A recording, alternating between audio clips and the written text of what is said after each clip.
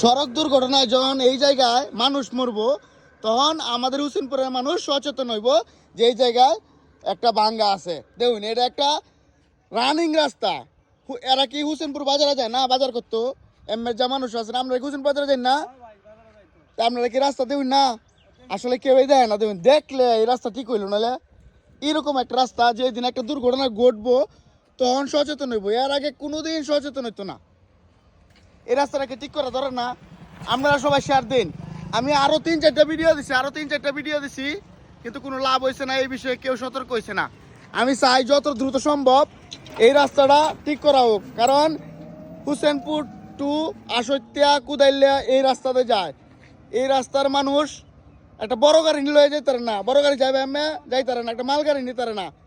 আমি চাই এই রাস্তাটা যত দ্রুত সম্ভব ঠিক করা হোক, নাইলে দুর্ঘটনার কবলে মানুষ পড়বো।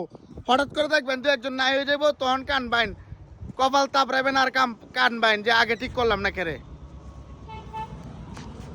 চাচা আপনারা সমস্যা হয় না কিনতে গেলে? বড় গাড়ি মনে যায় না। আচ্ছা এটা দিয়ে কি বাজায়? এই দেখুন এই গাড়িটা যেতে কত কষ্ট হইয়া। হ্যাঁ